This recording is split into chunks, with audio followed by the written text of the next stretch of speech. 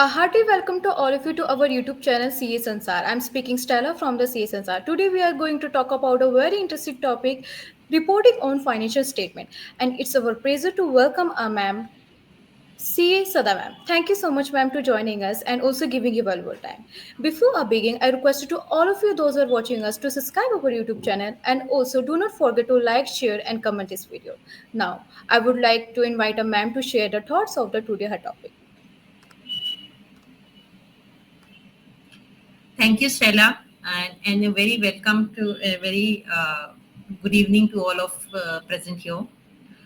Today, our topic for today is SA 700 Forming an Opinion and Reporting on Financial Statement. As a chartered accountant, we undertake several assurance services, one of which is audit. When we do audit, the audit is governed by standard of auditings. And the main purpose of an audit is to give an opinion. And that opinion, how to give an opinion, how to form an opinion, how to give it, how to present it.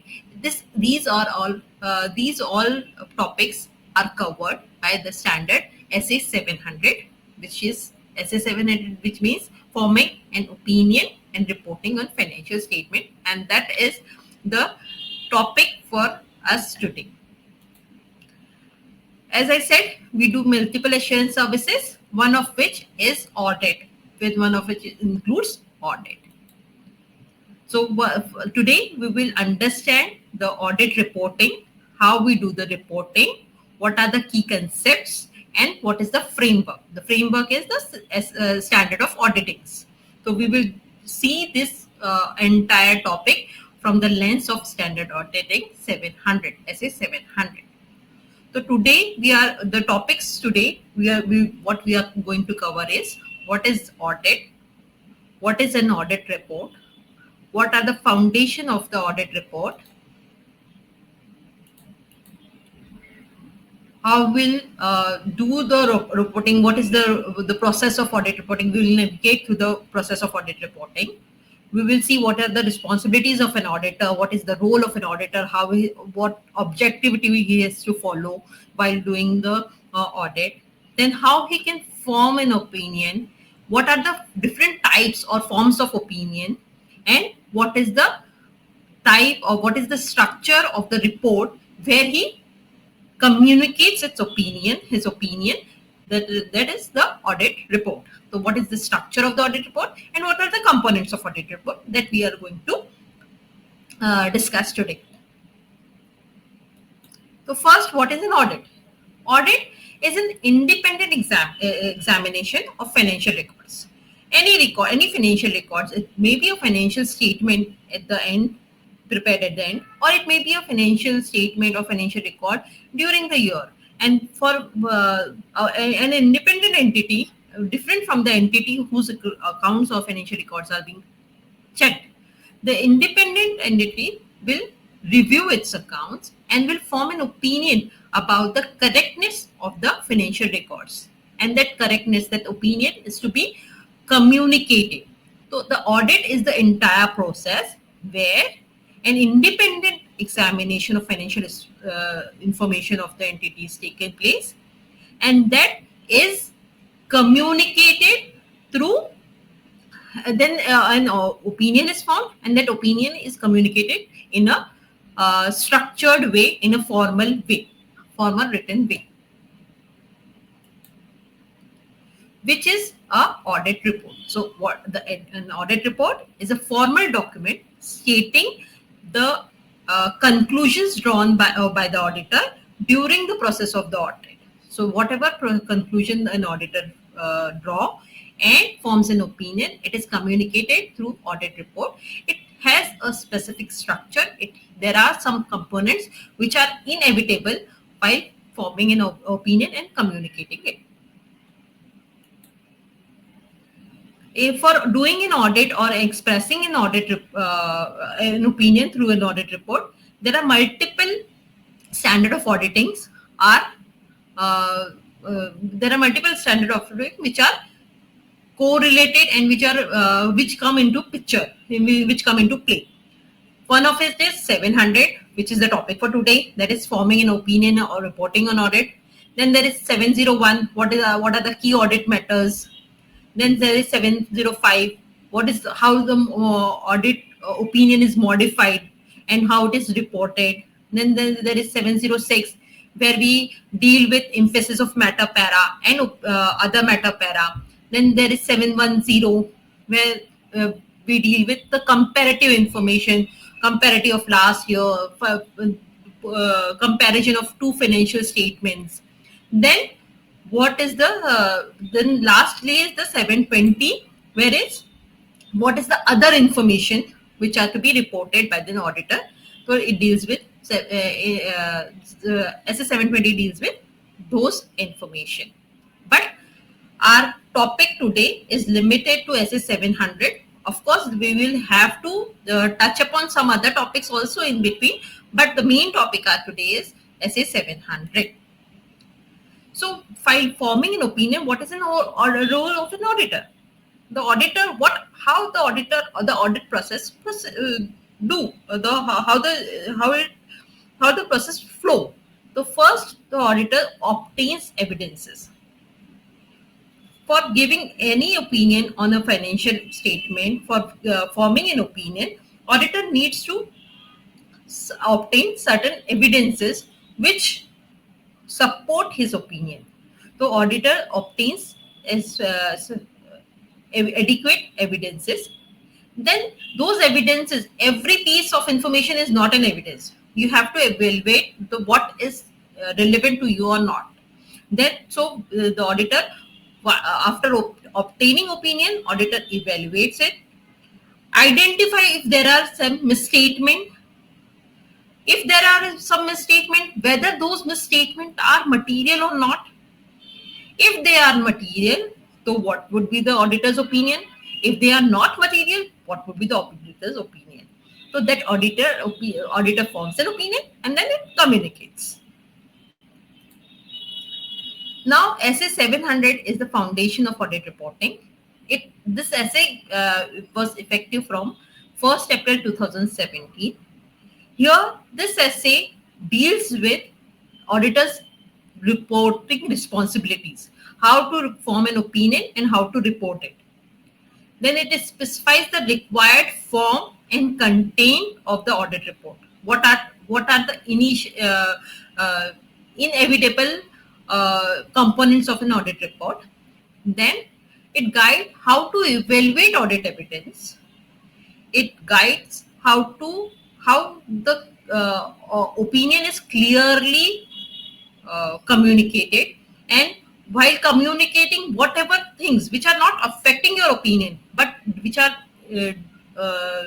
usable for the users of the financial statement, those how to report those information, and what is the compliance, how the audit report is in compliant with the auditing standards, overall auditing standards. There are multiple auditing standards. Now, first of all, we collect. So the first step is we collect the audit evidence. We gather all the financial information, financial data, and which are there present in the audit report. Fine. We all gather all the audit findings. Then we assess those findings and form an opinion, and then we report it. So the SS 700 deals with auditor's responsibility to form an opinion, form and contents of the audit report. Now, main objective of as per SS 700, what is the main objective of an auditor? The auditor's main objective while doing an audit of financial statement is to form an opinion on the financial statement. This is clear, very clear. How to form an opinion?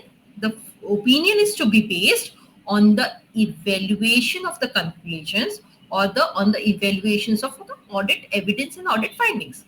First, for example, when you do an audit of for example, you do audit of a bill receivable.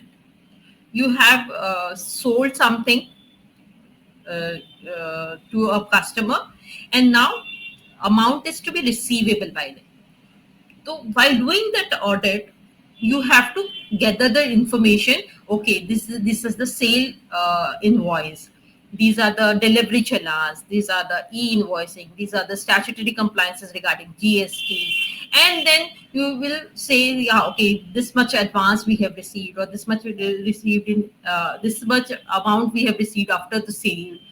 This much is balance, if there is any retention, whatever. So this all the information is to be collected only for a single sales account receivable. Similarly, you have to, for point of each and every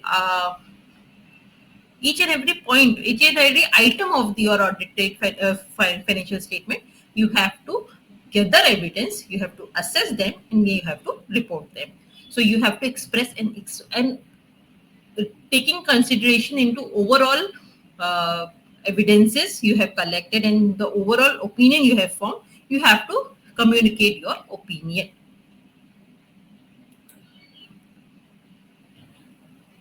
Now what is happening is, we are saying that we have to uh, go through, or we have to collect all the evidence, we have to uh, evaluate all the evidence, and we have to give an opinion.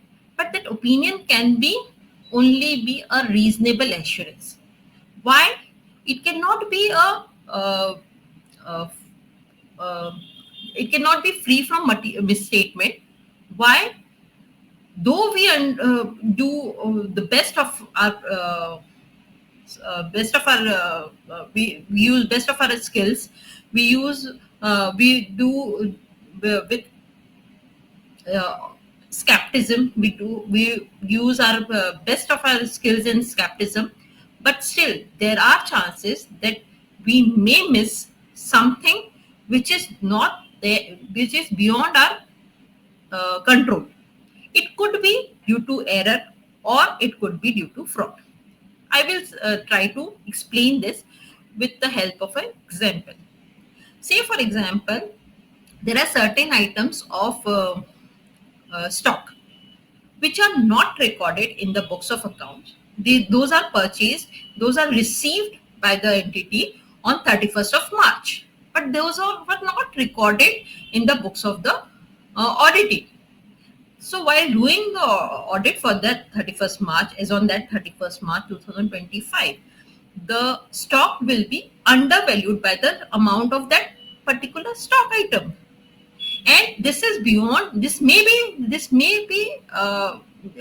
we may not be able to identify this mistake, this omission, because it may not be there in sample. We cannot do the audit of each and every transaction, we do it in samples.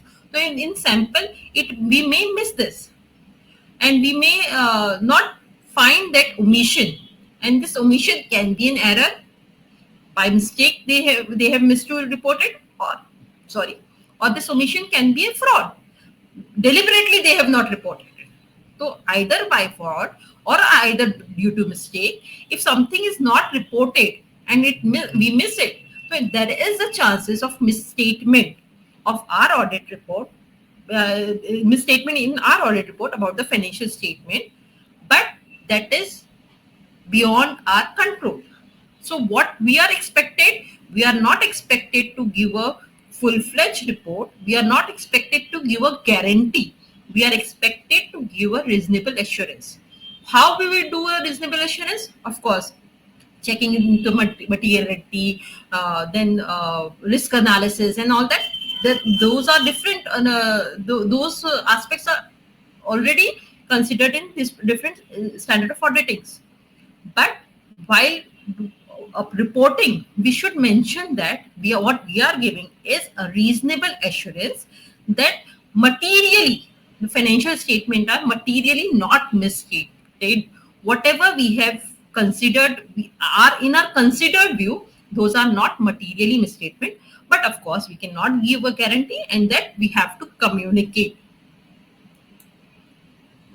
The conclusion should take, while taking the conclusion, we should take in account sufficient audit evidence is to be we have received, we have obtained, we have uh, evaluated sufficient audit evidence commensurate to the size of the company, commensurate the materiality of the item of the financial statement. We have sufficient audit evidence. We have gathered sufficient audit evidence, and we have, if we have found some misstatement, those misstatement are corrected, or if there are some uncorrected mistake, they should not be material. If the uncorrected mistakes are material individually or in aggregate, say for example there is 100 rupees missing, there is a rounding of difference of 100 rupees in each purchase bill. So 100 rupees in a bill of 10 lakh, it's not material. But 100 rupees in 100 bills of 10 lakhs, it is going to be material. So while considering that materiality, we have to consider not only individual item, we have to consider the entire in aggregate too.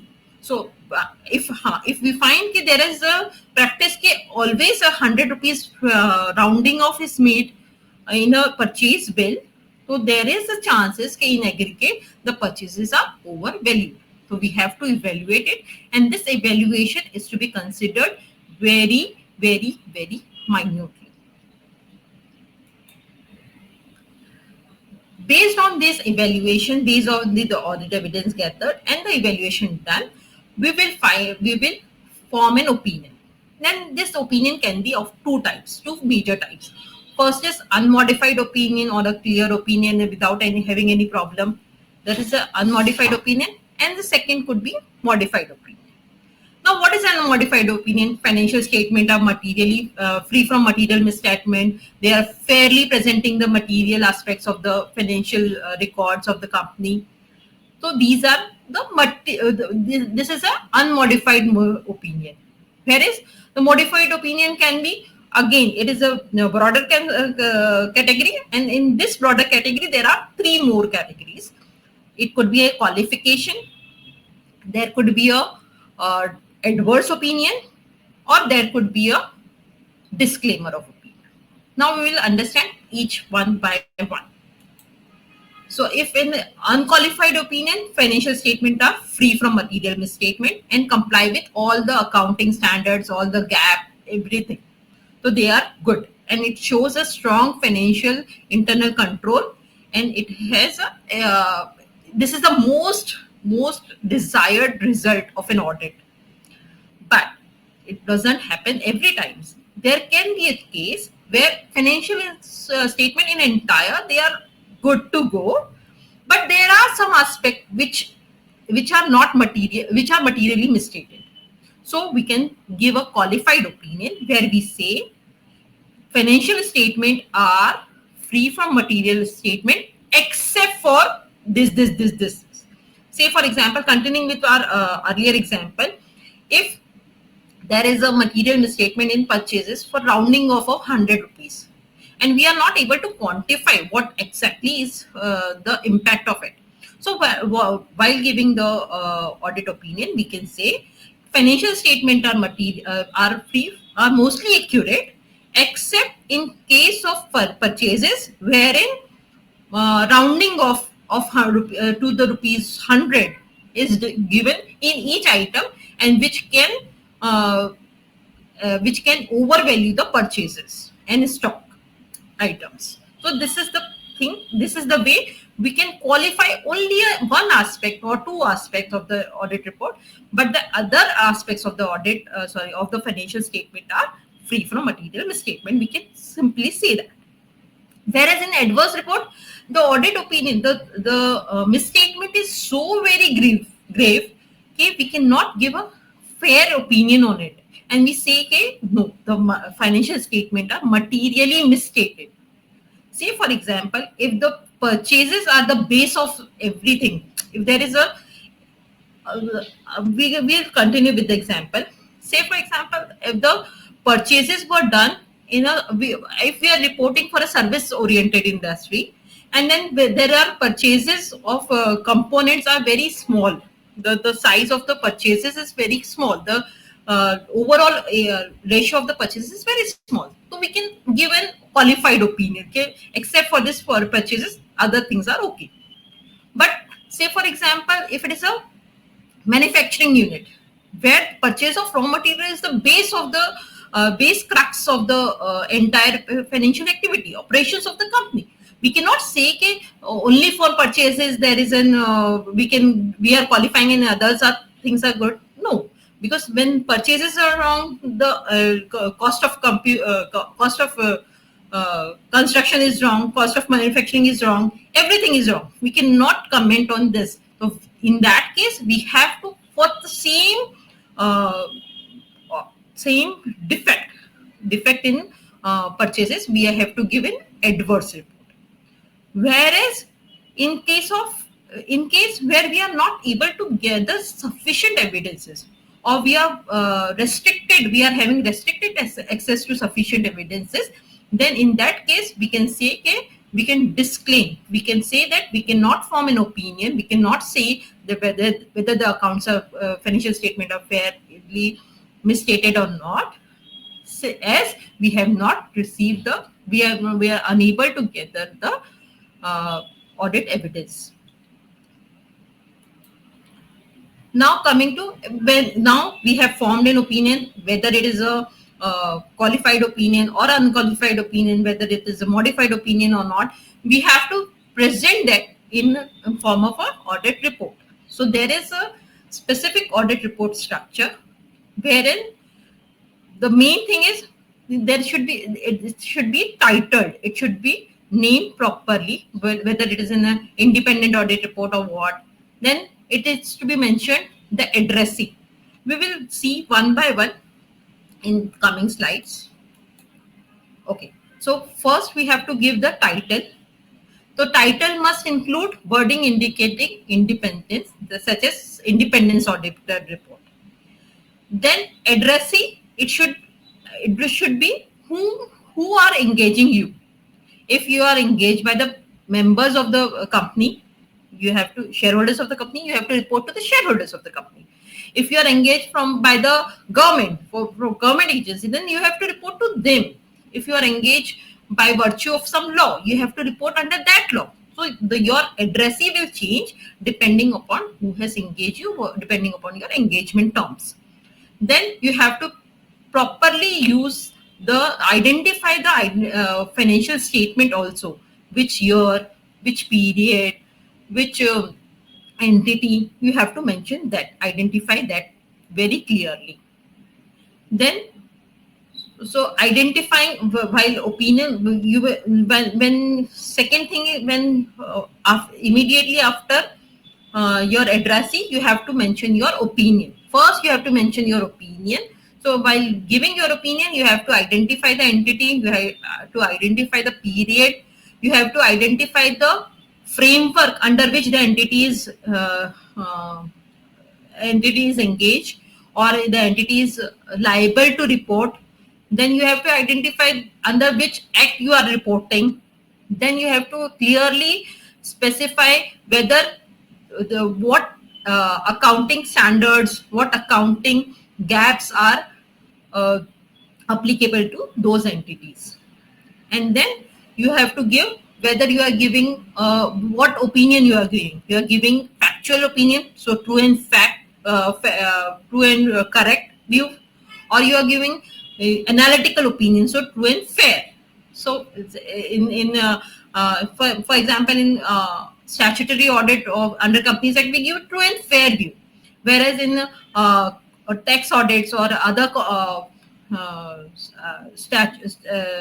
tax related audits, we give true and correct view, where we only specify the correctness of the facts.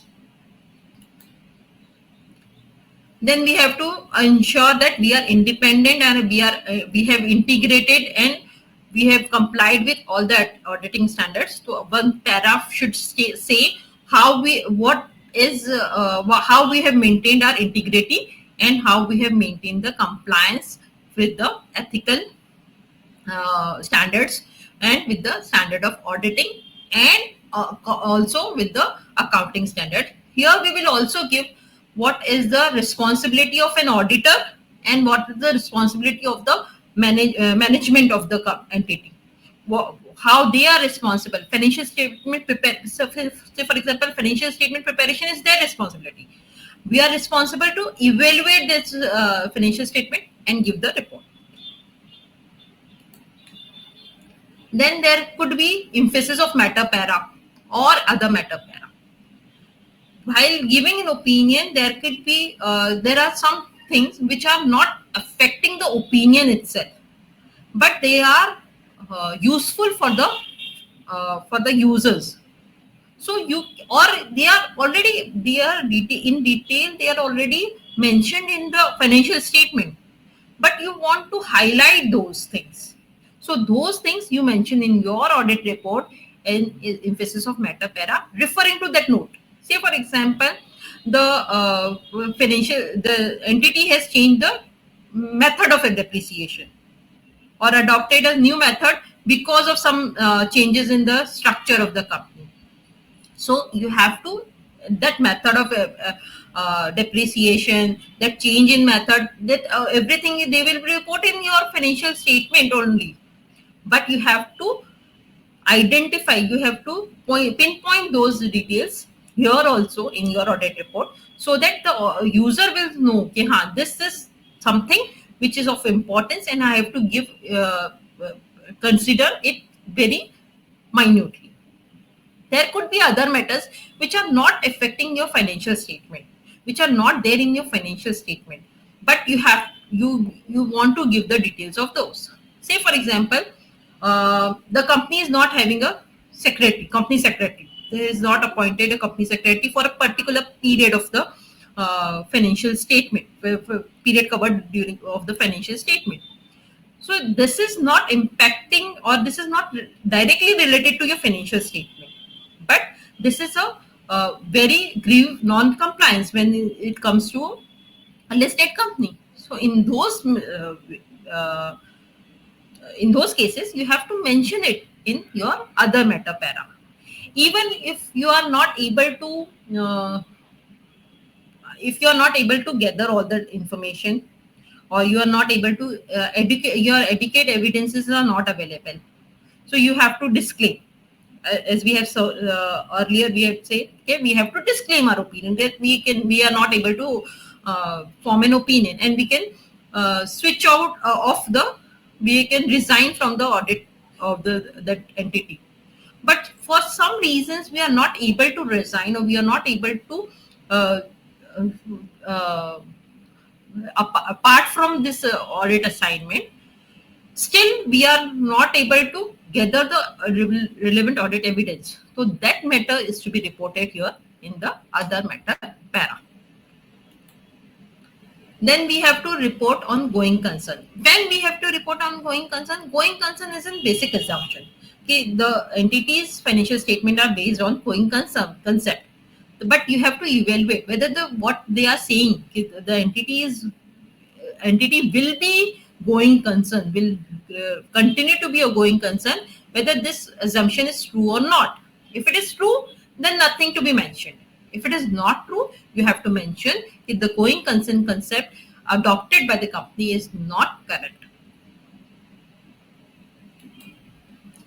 Then there are, in case of listed company, key audit matter is to be reported, then it is mandatory to report. In other cases you can opt for, if you think these are material, this is to be brought to the notice of the users, then you can consider, even in unlisted companies or other financial statements, you can consider reporting your key audit matters. So key audit matters are the main parameters where your audit has lied. Then what is the management's accountability? You have to mention what is the management's accountability, what are their roles, what they have to do it. So the preparation of financial statement is their responsibility. Maintenance of appropriate internal control is their responsibility, so that there is no fraud or material misstatement. Then they have to assess and report about going concern. Then they have to identify who is those charged with governance, so that there are something which are, there is a differentiation between management and those charged with governance. So we have to identify them separately, and this is to be done by management. Okay, who is overseeing them? Who are the management? Who are one to responsible for preparation of the financial statement, or who, and then who are overseeing these management personalities to whether they are doing their work correctly or not. Then defining auditor's responsibility in the audit report. So what is my responsibility? My responsibility is I have to exercise my professional judgment and skepticism, and then evaluate the audit evidence gathered. Then I have to identify the risk of material misstatement, whether there is a risk of material misstatement, whether educate or uh, proper internal control system is system commensurate with the size of the entity is in place or not. Then I have to evaluate the appropriateness of accounting policies adopted, estimates used, assess the appropriateness of going concern assumption, review the presentation and disclosures of financial statement, clarify the scope and depth of the auditor's duty to maintain audit quality. Then there could be other reporting responsibilities, such as proper books of accounts are maintained or not, whether there are some disqualification of directors or not, whether the report include branch audit accounts or not, whether it is a standalone audit, and whether it is a consolidated audit report, then whether financial statement are in agreement with books or not. Books are prepared on ongoing concern basis, but the financial statement are not prepared on ongoing concern basis. Then there is the disagreement. So it should not happen. So you have to mention these things, whether all accounting standards are complied with or not. So there are some accounting standards which are specific to some industries. Say, for example, for construction industry, there is an accounting standard 7. You cannot report your revenue on basis of AS9, revenue recognition. You have to report your revenue on the basis of AS7. But this is to be primarily disclosed here, whether they have done their duties correctly or not. Then what is the auditor's reporting signing essential? Wherever when you report, only reporting without a signature is of no use, because you are accountable when you sign it. So while signing, you have to mention basic things of identifying yourself. First is you have to mention your name and membership number. In case you are your firm is appointed, so you have to mention the name of the firm and name of the signing auditor, firm registration number, and the registration number, membership number of the signing auditor. Then you have to mention the date and place where you have concluded your audit and you have concluded your audit report. So you have to mention the date when you have completed your audit, when you are issuing your report, and you have to mention the place of signing. Then most importantly, you have to mention the UDIN, unique document identification number. This is the initiative by the Institute of Chartered Accountants. You have to mention after 2019, all audit reports should contain your UDIN. So what were the key takeaways in today's session? We have understood that SA700 is a guiding standard which defines our responsibilities, which enhance the transparency of the audit procedure and the reporting, which gives the clarity how to give an opinion, how to form an opinion, how to give an opinion, whether a modified opinion or an unmodified opinion, what would be the structure of opinion, and what in past 2-3 slides what we have understood, what the structure we have given. So the institute has also given the structure or formats in appendix to 700, the illustrative formats of audit reports. So these are also those slides were in line with those formats given by the institute. So thank you. I conclude my session on the note that an independent opinion is the beacon of truth. It is the thing which identifies or uh, which distinguish the uh, correct and incorrect, and which brings out the correct opinion before the users of the auditor. With this, I thank my audience and myself. These are my contact details. Thank you very much. Nice talking to you. Such a wonderful you explained, ma'am, and very well. And hope those are watching they understood very well. If there will be any query or the doubts, so definitely you guys can ask the question in the comment section, and we will reply you. So again, I want to thank you, ma'am. C. Sadar, ma'am, thank you so much to giving your valuable time to us and also very well explain you the reporting on financial statement topic. Thank you, ma'am. Thank you.